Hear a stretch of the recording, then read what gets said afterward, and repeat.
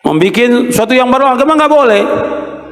Bikin kelompok, bikin firqah, bikin ajaran.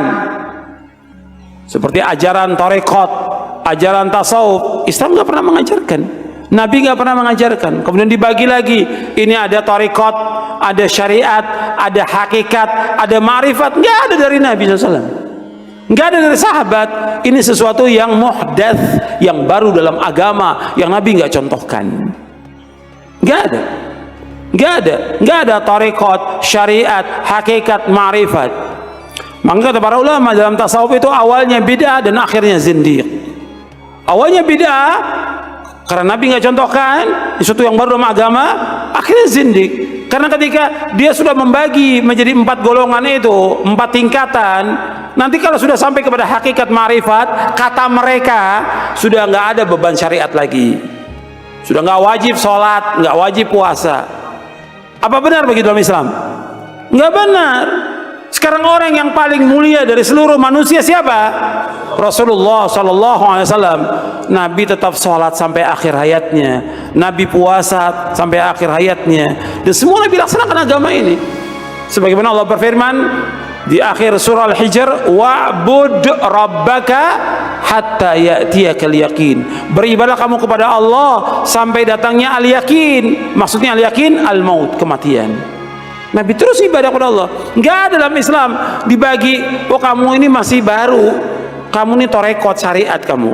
Kalau saya sudah wali, nggak perlu lagi sholat, nggak perlu puasa. Betul, wali syaiton yang seperti itu, wali syaiton. Gimana dia menggugurkan kewajiban sholat? Kalau orang mengatakan bagi saya sholat tidak wajib dan sudah sampai hujah pada dia, kafir, keluar dari Islam. Orang itu keluar dari agama Islam. Kalau dia mengatakan bahwa puasa Ramadan nggak wajib bagi saya karena saya sudah mencapai derajat wali, kafir, keluar dari Islam. Kalau sudah sampai hujah pada dia. Ini sepakat para ulama tentang masalah ini. Dan mereka lagi bagi nanti tentang hakikat dan syariat dan yang lainnya mereka bagi. Dan juga saya bahas di buku ini. Nggak ada. Makanya Al-Hafidz Ibnu Katsir ketika menjelaskan ayat ini, al-yawma akmaltu lakum dinakum wa atmamtu alaikum ni'mati wa raditu lakum al-islam madina. Kata Al-Hafidz Ibnu Katsir yang ringkasnya, tidak ada agama kecuali agama yang dibawa oleh Nabi Muhammad SAW. Tidak ada tarekat kecuali tarekat yang dibawa oleh Nabi Muhammad SAW. Tidak ada syariat kecuali syariat yang dibawa oleh Nabi Muhammad SAW. Anda bisa lihat dalam tafsir Ibnu Katsir tentang ayat ini, al-yawma akmaltu lakum dinakum wa atmamtu alaikum ni'mati wa raditu lakum al-islam madina. Enggak boleh orang bikin sesuatu yang baru dalam agama ini. Yang tujuan mereka untuk mencapai kepada Allah tidak bisa sampai kepada Allah. Semua firqah, semua golongan, semua yang baru yang dibuat oleh manusia tidak akan sampai kepada Allah kecuali dengan apa yang dilaksanakan Rasulullah SAW dan para sahabatnya, baru akan sampai kepada Allah Taala. Itu penjelasan para ulama. Harus jelas dan tegas disampaikan kepada umat ini supaya umat tidak sesat. Saya tertarik dengan ilmu tasawuf, tapi ada yang mengatakan tasawuf itu sesat. Saya ikut tasawuf itu sosek. Bagaimana ini Pak Ustadz? Sebetulnya kalau diurut-urut ke belakang dari sejarah, maka akidah, fikih dengan tasawuf itu hadisnya satu. Ketika Jibril bertanya ma huwal iman, ma huwal islam, ma huwal ihsan, apa itu iman? Dijawab Nabi, antuk minabillah wa malaikatihi wa kutubihi wa rusulihi wa yaumil akhir wa biqadri khairihi wa syarrihi. Itulah dia namanya ilmu akidah. Disebut juga dengan ilmu tauhid. Ketika ditanya magwal Islam, apa itu Islam? Dia jawab Nabi, antasyhada alla ilaha illallah wa anna muhammadar rasulullah wa tuqimas shalah wa tu'tiyaz zakah wa tusum ramadan wa tahujjal baita in istata'ta ilaihi sabila. Lahirlah fikih salat, fikih zakat, fikih puasa, fikih haji, rukun, syarat, wajib, sunat, makruh, mubah, sunat muakkad. Lalu kemudian pertanyaan Jibril yang ketiga, ma wal ihsan? Apa ihsan itu? Anta abudallaha ka'annaka tara fa illam takun tarahu fa innahu yaraka. Kau sembah Allah khusyuk seakan-akan kau menengok Allah. Kalau kau tak bisa menengok Allah, maka Allah menengok engkau. Merasa selalu diperhatikan Allah, namanya ihsan. mensucikan hati, menghilangkan angkuh, menghilangkan sombong, menghilangkan takabur. Ilmu tentang wujud qidam baqa mukhalafatul hawadisi qiyamu bi nafsihi wa daniyah qudrat ilmu ayat sama basar kalam, ilmu tauhid namanya. Ilmu tentang rukun syarat wajib sunat sunan muakkad makruh mubah, ilmu fikih namanya. Sedangkan ilmu yang tentang masalah menghilangkan angkuh sombong setelah bersih hati diisi dengan zikir, tawadhu, qanaah, ridha, tawakal, zikir, namanya ilmu tasawuf.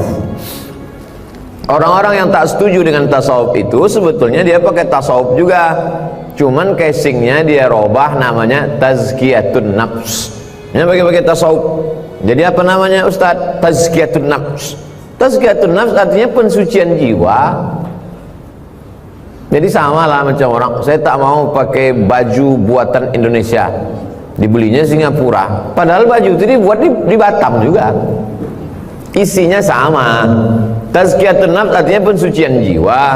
Tasawuf itu asal katanya sofa. Sofa artinya suci. Kalau sudah suci, sofa, barulah sampai ke marwah. Orang tidak akan sampai ke marwah. Marwah sudah jadi bahasa Melayu, kehormatan, kemuliaan. Maka di situ saya jawab, saya mengajar mata kuliah hadis di kampus, pengampu mata kuliah tasawuf di kampus saya namanya Ustadz Iskandar Arnel S2 dari McGill University, S3 dari Malaysia. Dalam mengajar mata kuliah tasawuf dia buka kajian Ibnu Arabi dan Al-Ghazali, datang ke UIN Fakultas Usuluddin.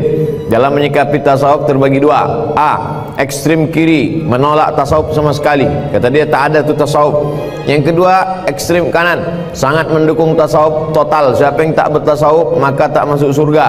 Tasawuf adalah mengkaji hati, bagaimana membersihkan hati dari hasad, dari riya, dari sum'ah, dari takbur. Setelah dibersihkan, sesudah dibersihkan lalu diisi dengan ridha, qanaah, tawakal, zikir, barulah dia sampai kepada Allah Subhanahu wa taala. Nama besarnya tasawuf. Di dalam tasawuf itu ada namanya thariqat. Nama besarnya hotel. Hotel apa Bu ya? Hotel Surya. Di dalam hotel ini ada lagi namanya ruangan ini, convention hall, ada rumah, ada restoran. Nama besarnya tasawuf. Di dalam tasawuf itu ada namanya thariqat. Thariqat artinya jalan. Kebetulan yang menyusun tarekat ini namanya Imam Abul Hasan Syazili, disebut dengan tarekat Syaziliyah. Yang menyusunnya namanya Imam Bahauddin Naqsyabandi, disebut dengan tarekat Naqsyabandiyah.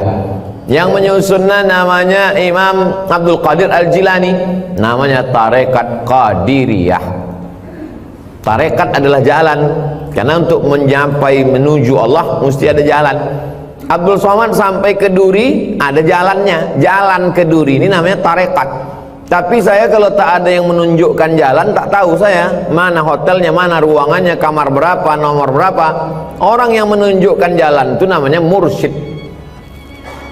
Mursyid artinya penunjuk jalan, supaya kita jangan sampai sesat. Ustadz Yahya ini mursyid,